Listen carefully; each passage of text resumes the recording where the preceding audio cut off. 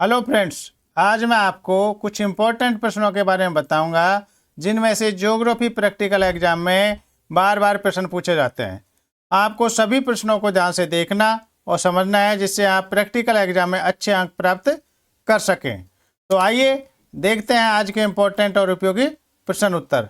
सबसे पहले हम बात करते हैं कि वृत्त मापनी मानचित्र के कौन कौन से प्रकार हैं, उनके बारे में। Two major type of large scale map, मानचित्र रेखा चित्र से किस प्रकार भिन्न है, मापक की दो विभिन्न प्रणालियां कौन कौन सी हैं, निरूपक भिन्न विधि को सार्वत्रिक विधि क्यों कहा जाता है, आलेखी विधि के मुख्य उपयोग कौन कौन से हैं, major advantage of the graphical method, और अक्षांश और देशांतर रेखाओं के बीच में क्या अंतर है।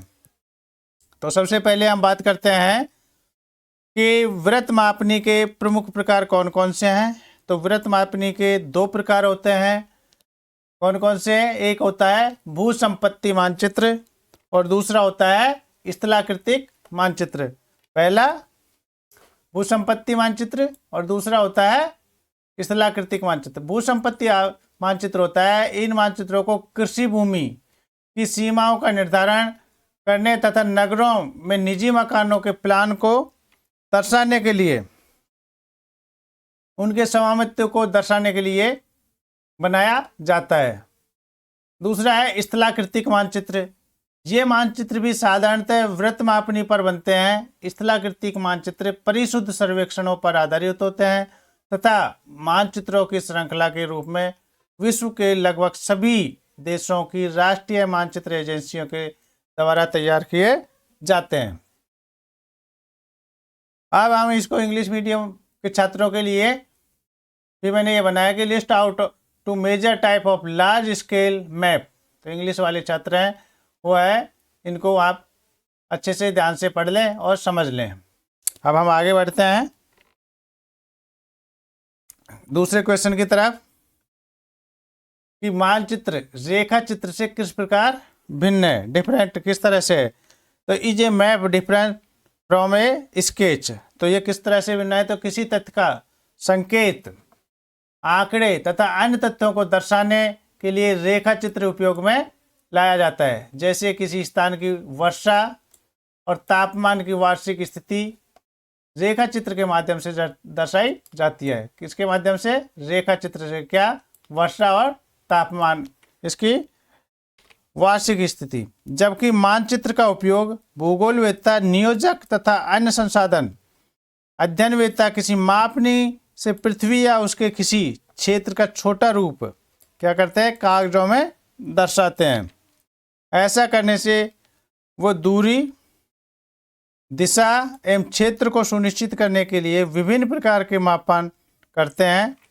मानचित्रों के लिए अनिवार्य प्रक्रम मापनी, मानचित्र प्रक्षेप, मानचित्र व्यापीकरण और मानचित्र अभिकल्पना तथा मानचित्र का निर्माण और प्रस्तुति इसमें शामिल किए जाते हैं, इसमें होते हैं।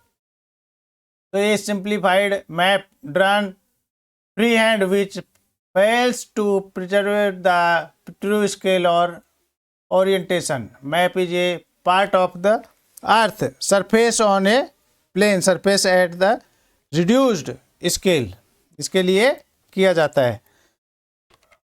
नेक्स्ट क्वेश्चन कि मापक की दो विभिन्न प्रणालियां कौन कौन सी हैं।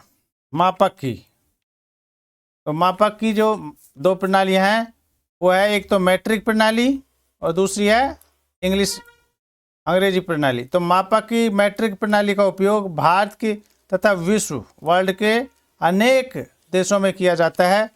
मापक की जो मैट्रिक प्रणाली है उसमें 1 किलोमीटर बराबर 1000 मीटर, या 1 मीटर बराबर 100 सेंटीमीटर, या 1 सेंटीमीटर बराबर 10 मिलीमीटर, ये मापने की प्रणाली है। और माप की अंग्रेजी प्रणाली है वो संयुक्त रूप से संयुक्त राज्य अमेरिका और इंग्लैंड दोनों स्थानों में प्रचलित है।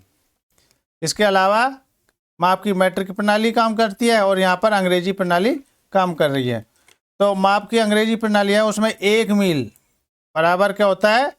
8 फरलांग, 8 फरलांग होता है, और 1 फरलांग में 220 यार्ड यानी गज होते हैं, और 1 गज में 3 फुट होते हैं, और 1 फुट में 12 इंच होते हैं। तो ये कौन सी है? ये अंग्रेजी प्रणाली है। इसको अच्छे से याद कर लेना, परीक्षा में पूछे जाएंगे इस तरह के question. Next question, what are the two different system of measurement? तो ये वही है इंग्लिश मीडियम के छात्रों के लिए यहाँ पर दिया गया है। किलोमीटर, मीटर, सेंटीमीटर इत्यादि are used to measure the linear distance between two points on the ground. It is referred to as the metric system of measurement and presently used in India and many other countries of the world. कौन सा ये किया जाता है? metric system. Another units which are used are miles, furlong, yard, feet इत्यादि. These are two different systems of measurement of the distance used different countries of the world. It is known as the English system of measurement and is prevalent in both the United States and the United Kingdom. India also used this system for measuring showing linear distance before 1957. से पहले भी India इसका प्रयोग करता था। Next question है कि निरूपक भिन्न विधि को सार्वत्रिक विधि क्यों कहा जाता है? तो निरूपक भिन्न है, उसको सार्वत्रिक विधि कहे जाने के कुछ प्रमुख कारण हैं। निरूपक भिन्न मानचित्र पर दी गई दूरी तथा धरातल पर उन्हीं दूरियों के बीच के अनुपात को व्यक्त करती है। मापनी में व्यक्त इकाइयों के उपयोग से इस विधि को सबसे उपयुक्त बना दिया गया है। उदाहरण के लिए जब हम यह कहते हैं कि किसी मानचित्र का निरूपक भिन्न 1:1,00,000 है, तो इसका अर्थ हुआ कि मानचित्र पर दूरी की एक इकाई धरातल पर 1,00,000 उन्हीं इकाइयों में दूरी को प्रदर्शित करती है। यदि हमारी इकाई सेंटीमीटर में है तो मानचित्र पर 1 सेंटीमीटर दूरी अर्थात धरातल पर 1,00,000 सेंटीमीटर दूरी को दर्शाती है। जब हमारी इकाई इंचों में हो तो इसका अर्थ यह होगा कि मानचित्र पर 1 इंच धरातल के 1,00,000 इंच को दर्शाता है। जो मानचित्र है कागज पर 1 इंच खींचा गया है तो पृथ्वी पर 1,00,000 इंच को दर्शाता है। इस तरह से इसे सार्वत्रिक विधि कहा जाता है सभी जगह। इंग्लिश मीडियम छात्रों के लिए why is the representative fraction method called a universal method, ये दिया गया है और इसको आप इंग्लिश वाले छात्र हैं वो इसको अच्छे से पढ़ लें, समझ लें। अब नेक्स्ट क्वेश्चन हम बात करते हैं नेक्स्ट क्वेश्चन की, तो है कि आलेखी विधि के प्रमुख उपयोग क्या हैं? तो आलेखी विधि मानचित्र पर की दो स्थानों के बीच की दूरी एवं धरातल पर उन्हीं 2 स्थानों के बीच की दूरी को एक क्षैतिज मापनी के द्वारा दिखाया जाता है, जिस पर प्राथमिक एवं द्वितीयक प्राइमरी और सेकेंडरी विभाजक चिन्हित होते हैं। मापनी के प्रकथन की तरह ही यह विधि भी केवल उन्हीं के लिए उपयुक्त है जो मापनी में प्रयुक्त विशिष्ट इकाई से परिचित हो। इसके विपरीत मानचित्र को बड़ा या छोटा करने पर भी आलेखी मापनी मान्य रहती है। तो what are the major advantage of the graphical method? This is type of scale show map distance and corresponding ground distance using a line bar with primary and secondary divisions marked on it. This is referred to as the graphical scale or bar scale. इसके लाभ क्या है, advantage क्या है इसके? तो advantage it is can express scale not only kilometer and meter but the reading may also be shown in miles and furlongs. Unlike the statement of the scale method, the graphical scale method valid even when the map is reduced or enlarged. This is the unique advantage of the graphical method of the map scale. Next question की तरफ बढ़ते हैं और next question है कि अक्षांश और देशांतरों के बीच में क्या अंतर है, क्या डिफरेंस है। तो अक्षांश रेखा और देशांतर के बीच में जो डिफरेंस है वो आधार क्या है, तो हम देशांतर और अक्षांश, तो अर्थ के आधार पर देशांतर में के मेरिडियन प्राइमिन यानी ग्रीनविच मेरिडियन के पूर्व या पश्चिम में एक बिंदु की कोणीय दूरी डिग्री, मिनट और सेकंड में संदर्भित करते हैं या दर्शाते हैं, जबकि अक्षांश के समानांतर भूमध्य रेखा के उत्तर या दक्षिण में एक बिंदु की डिग्री, मिनट और सेकंड के कोणीय बिंदु को दर्शाती है, संदर्भित करते हैं। जैसे ये ग्लोब है, ग्लोब में ये हमारी अक्षांश रेखाएं हैं और ये यहाँ से ऐसे खींचते हैं, ये देशांतर रेखा होती हैं। देशांतर रेखाओं को अक्सर मेरिडियन कहा जाता है यानी यामोत्र कहा जाता है, और अक्षांश रेखाओं को अक्सर समांतर रेखाएं कहा जाता है, क्योंकि ये 1 डिग्री के अंतराल पर खींची जाती है और इनकी दूरी समान होती है, इसलिए इन्हें समांतर रेखा के नाम से भी जाना जाता है। 0 डिग्री देशांतर को प्रधान यामात्र यानी मध्याह्न रेखा कहा जाता है, और 0 डिग्री अक्षांश को भूमध्य रेखा कहा जाता है। क्या कहा जाता है? भूमध्य रेखा। 0 डिग्री अक्षांश को भूमध्य रेखा, और जबकि 0 डिग्री देशांतर को प्रधान यामोत्तर रेखा के नाम से जाना जाता है।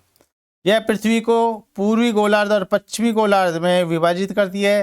जैसे ये ग्लोब है और ये हमारी यामोत्तर है यानी देशांतर रेखा है, तो ये पूर्वी गोलार्ध हो गया और ये पश्चिमी गोलार्ध होगा, जबकि यह पृथ्वी को उत्तरी गोलार्ध और दक्षिण गोलार्ध में विभाजित करती है।